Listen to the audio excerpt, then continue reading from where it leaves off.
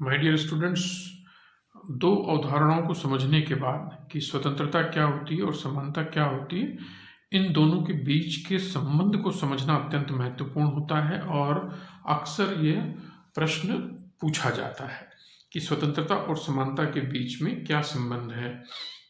और यह प्रश्न इसलिए भी इम्पोर्टेंट है क्योंकि आप ये पाएंगे कि यदि स्वतंत्रता को बढ़ाया जाता है तो समानता कम होती है, और यदि समानता को बढ़ाया जाता है तो स्वतंत्रता कम होती है। तो राजनीतिक शास्त्रियों के बीच में इस बात पर अक्सर मतभेद रहा है, क्योंकि ये कैसे इनके बीच में एक संतुलन प्राप्त किया जाए। और इसलिए हमको ये जानना जरूरी होता है स्वतंत्रता और समानता के बीच के संबंध को, क्योंकि इनके बीच के संबंध पर ही यह आधारित होता है कि नागरिकों के अधिकार और कर्तव्य क्या होंगे। और इन अधिकारों और कर्तव्यों के बारे में यदि कोई निर्णय लेना हो तो आपको स्वतंत्रता और समानता के बीच के संबंध को समझना महत्वपूर्ण हो जाता है।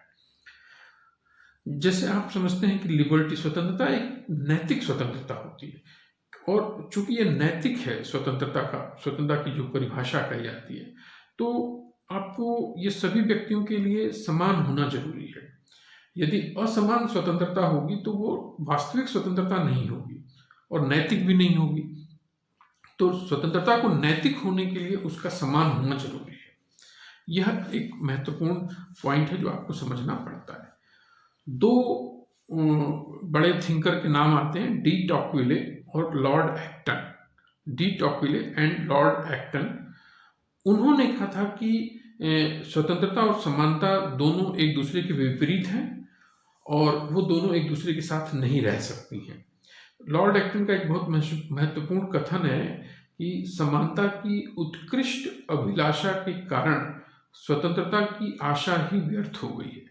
यानी अगर समाज में लोग समानता की चाहत रखेंगे ज़्यादा तो स्वतंत्रता का नुकसान हो जाएगा। लेकिन उनको डी टॉक्विले और लॉर्ड एक्टन ने जो तर्क दिया था कि क्यों दोनों एक दूसरे के विपरीत लगते हैं, उन्होंने कहा था कि व्यक्ति जो है, जैसे पहला पॉइंट उन्होंने दिया कि प्रकृति से ही व्यक्ति असमान होता है। जैसे कुछ लोग बहुत लंबे होते हैं, कुछ छोटे होते हैं, कुछ मजबूत होते हैं शारीरिक रूप से, कुछ लोग बहुत कमजोर होते हैं शारीरिक मानसिक रूप से। तो कहता है डी टॉक्विले लॉर्ड एक्टन का मानना था कि जब नेचर ने ही, प्रकृति ने हमको असमान बनाया है तो हमको समानता की बात नहीं करनी चाहिए, समानता की बात करना ही व्यर्थ है। दूसरा जो उन्होंने कहा था कि इम्पोर्टेंट पॉइंट ये है कि समानता की जब हम अवधारणा की बात करते हैं तो हम लोग समाज के अंदर जो लोग ईमानदार हैं या प्रतिभाशाली लोग हैं, उन लोगों के साथ हम लोग अन्याय करते हैं।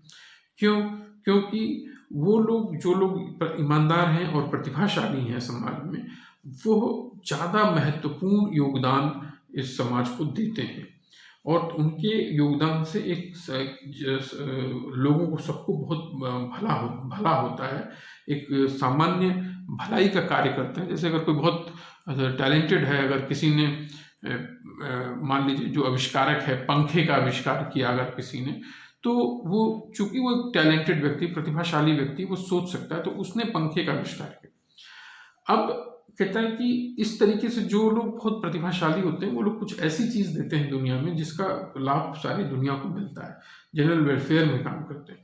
तो कहता है कि इसलिए अगर हम लोग अगर उनके अगेंस्ट काम करें ऐसे लोगों के लिए कि उनको सिर्फ वही जो है आर्थिक, उनको वही आर्थिक समानता मिले, उसी तरीके का आर्थिक सहायता मिले जैसा अन्य व्यक्तियों को मिल रहा है, तो उनके साथ अन्याय हो जाएगा। यानी उनका कहने का अर्थ ये था, डी टॉक्विले लॉर्ड एक्टन का, यदि हम मान लो सभी व्यक्तियों को 100-100 रुपए देते हैं और हर काम के लिए प्रतिदिन, तो जो लोग आविष्कारक हैं और बहुत ज़्यादा प्रतिभाशाली हैं और वो पंखे जैसी चीज़ का खोज करते हैं, उनके हाथ में भी 100 रुपये देना तो उनके साथ अन्याय करना हो जाएगा। तो ये क्या होता है कि इसका अर्थ ही हो जाए कि समाज जो है वो औसत दर्जे के लोगों से भर जाएगा और वहाँ पर जो लोग प्रतिभाशाली लोग हैं वो लोग उस समाज में रहना पसंद नहीं करेंगे। इसलिए डी टॉक्विले का कहना था कि समानता की जो उत्कृष्ट अभिलाषा होती है, वो उससे हमारा स्वतंत्रता की आशा ही व्यर्थ हो जाती है। लेकिन इन दोनों तर्कों के जवाब में प्रोफेसर लास्की भी जो थे वो एक महत्वपूर्ण पॉलिटिकल फिलोसफी के प्रोफेसर थे, और उन्होंने कहा कि नहीं, लॉर्ड एक्टन ने समानता का जो अर्थ निकाला है वो गलत ले लिया है, क्योंकि समानता का अर्थ ये नहीं है कि सबको जो है वो एक जैसा ही वेतन प्रदान कर दिया जाए, क्योंकि जब हम वेतन समान कर देंगे सब लोगों का तो निस्संदेह एक्टन जी की बात सही हो जाएगी, लेकिन वेतन समान करने की बात समानता की अवधारणा में करी ही नहीं जा रही है। समानता की अवधारणा हमको जो है वो सिर्फ ये बताती है कि ये जीवन की एक ऐसी व्यवस्था है जिसमें व्यक्तियों को जीवन पर न्यूनतम प्रतिबंध हो, और ये कहता है कि हमको ये कोशिश करना है कि लोगों के जीवन में समानता की अवधारणा ऐसी परिस्थितियों का अस्तित्व मौजूद कराया जाए कि सभी व्यक्तियों को व्यक्तित्व के विकास के प्रचुर अवसर प्राप्त हों, ताकि उस असमानता का अंत किया जा सके जो सामाजिक वैषम्यता के कारण उत्पन्न होती है। तो उन्होंने कहा कि इसलिए स्वतंत्रता की जो ठीक परिभाषा है वो ये कहती है कि स्वतंत्रता जीवन की ऐसी व्यवस्था का नाम है जिसमें व्यक्ति के जीवन पर न्यूनतम प्रतिबंध हो और विशेषाधिकार का नितांत अभाव हो, और व्यक्तियों को अपने व्यक्तित्व के विकास हेतु अधिकतम सुविधाएं प्राप्त हो। तो स्वतंत्रता भी व्यक्तित्व का विकास चाहती है और समानता भी व्यक्तित्व का विकास चाहती है। तो हमको ये समझना चाहिए, प्रोफेसर लास्की ने कहा कि स्वतंत्रता जो निर्बाध स्वतंत्रता होती है वो वास्तव में स्वतंत्रता नहीं होती है। स्वतंत्रता वही होती है जब हम स्वतंत्रता के ऊपर तर्क संगत बंधन लगाते हैं, तो स्वतंत्रता का जन्म होता है।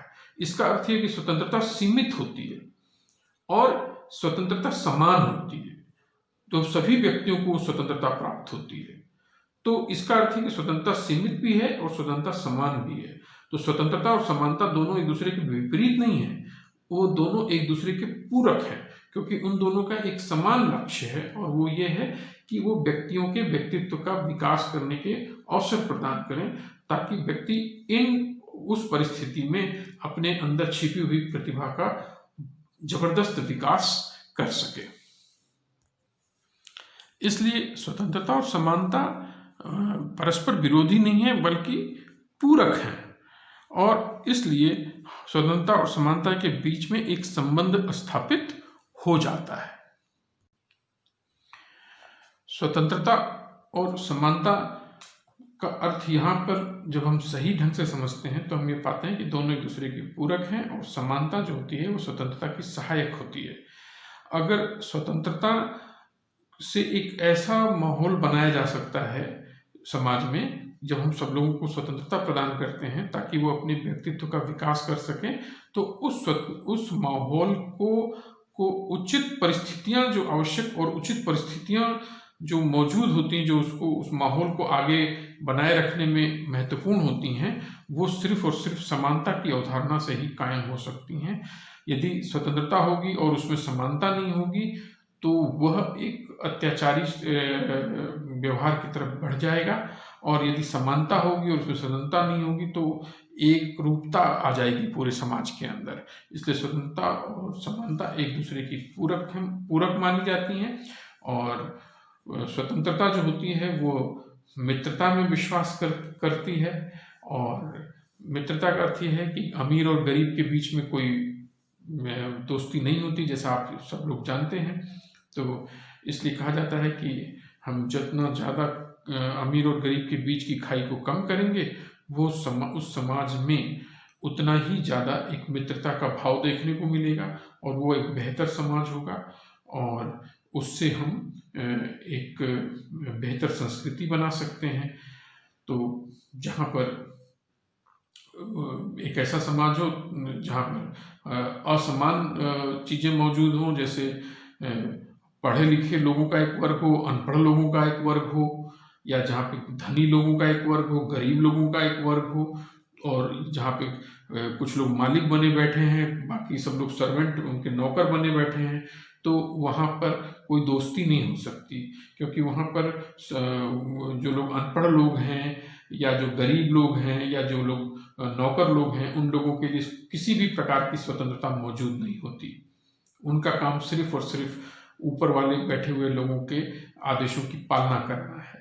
तो इसलिए प्रोफेसर लास्की ने समझाया था कि स्वतंत्रता के साथ साथ समानता का भी होना जरूरी है। तो जब तक हम समानता नहीं लाएंगे तो उन दोनों के बीच में समाज में एक मैत्री भाव नहीं उत्पन्न हो सकता। इसीलिए प्रोफेसर टानी ने कहा है, R.H. टानी ने कहा कि समानता की एक बड़ी मात्रा स्वतंत्रता की विरोधी न होकर इसके लिए आवश्यक है। इसलिए लॉर्ड एक्टन जो थे उन्होंने इक्वलिटी को, समानता को जो है स्वतंत्रता के साथ इनकम्पेटेबल, मतलब उनके एक दूसरे के साथ नहीं माना है, कि उन्होंने ये माना कि समानता की उत्कृष्ट अभिलाषा जो होती है वह स्वतंत्रता के साथ नहीं जाती।